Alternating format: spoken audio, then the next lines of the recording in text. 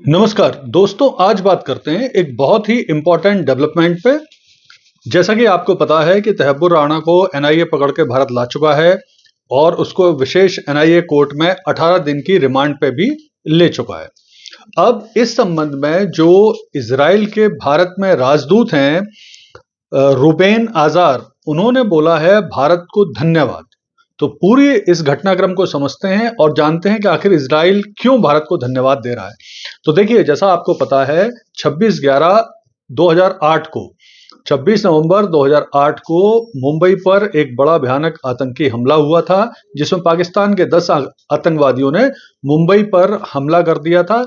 9 आतंकवादियों को मुठभेड़ में मारा गया था। एक आतंकवादी कसाब को 2012 में बाद में फांसी दी गई थी। तो ये बड़ा भयानक हमला था, जिसमें मुंबई के प्रमुख जो स्थल थे, जिसमें सीएसटी था, ओबेरॉय होटल था, ताज होटल था, लियोपोल्ड कैफे था और नरीमन हाउस था, जहां पे इजरायली रहते थे।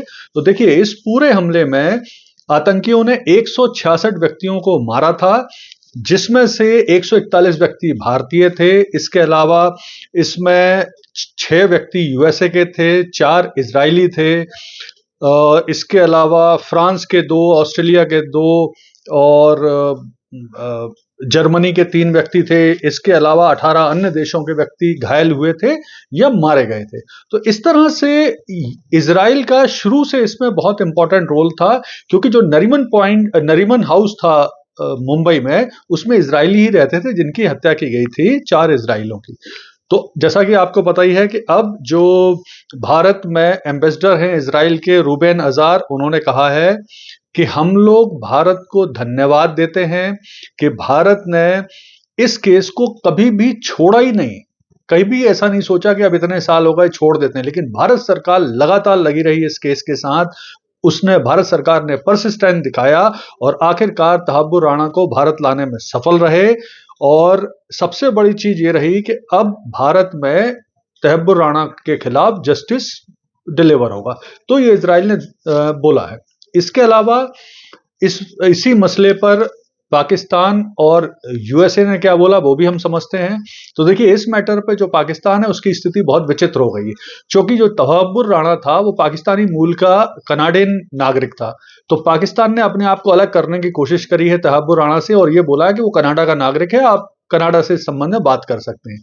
लेकिन अब पाकिस्तान की समस्या ये है कि अगर जैसे ही रिमांड के दौरान तहब्बुर राणा जैसे जैसे पाकिस्तान के रोल, आईएसआई का रोल, लश्कर ए तैयबा का रोल, खुद का रोल, क्या ट्रेनिंग मिली है, किस तरह से इसमें डेविड कोलमैन हेडली का रोल रहा, ये सब निकलेगा तो पाकिस्तान की भूमिका भी सामने आएगी।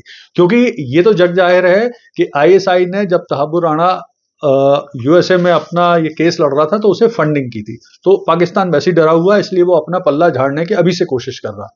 और इसी केस में यूएसए ने भी काफी पॉजिटिव रिस्पांस दिया है। तो यूएसए ने बोला है कि जब यह घटनाक्रम हुआ था तो पूरी दुनिया शॉक्ड हो गई थी और हम भारत को सपोर्ट करते हैं, इंडियन जस्टिस सिस्टम को सपोर्ट करते हैं, और अब तहब्बुर राणा के साथ जो भी भारतीय कोर्ट में होगा वो फेस करेगा, वो गिल्टी है या नहीं है, ये सब भारतीय कोर्ट ही डिसाइड करेगा। तो अब यूएसए की भी पॉजिटिव इसमें बयान आ गया है। आखिर इस चीज को भी हम समझते हैं कि ये यूएसए ने तहब्बुर राणा को, भारत को आसानी से एक्सट्राडाइट यानी प्रत्यार्पण कैसे कर दिया। तो उसके पीछे एक बहुत बड़ा रीजन है कि जब 2008 का घटनाक्रम हुआ था, उस समय तो यूएस में ओबामा की सरकार थी जो प्रो पाकिस्तानी टाइप की थी। लेकिन आज की स्थिति में जो अमेरिकी सरकार है, ट्रंप सरकार है, उनके भारत सरकार के साथ बहुत अच्छे रिलेशन है। अमेरिका और भारत के बहुत अच्छे स्ट्रेटजिक रिलेशन है। अमेरिका भारत के बहुत अच्छे ट्रेड पार्टनर हैं।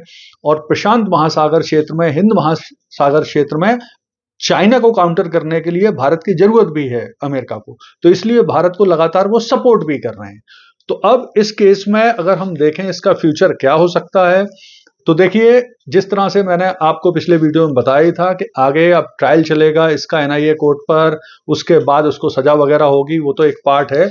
लेकिन इस दौरान जो भारत सरकार अमेरिका के साथ और भी जो अपराधी हैं, विशेष तौर पे जो पाकिस्तान में भारत के खिलाफ आतंकी छुपे हुए हैं, उनके मुद्दों पर भी पाकिस्तान को अमेरिका के साथ बात करना चाहिए, जिससे यूएनओ में भी उनके खिलाफ कार्रवाई में सपोर्ट मिल सके अमेरिका का, ये सब कार्रवाई करना चाहिए। साथ ही साथ भारत को जो पाकिस्तान के आतंकी और आतंकी घटनाएं हैं उसके बारे में और ज्यादा जोर से और बढ़िया तरीके से विश्व मंच पर यह बात उठाना चाहिए, जिससे पाकिस्तान पूरी तरह से एक्सपोज हो सके। धन्यवाद।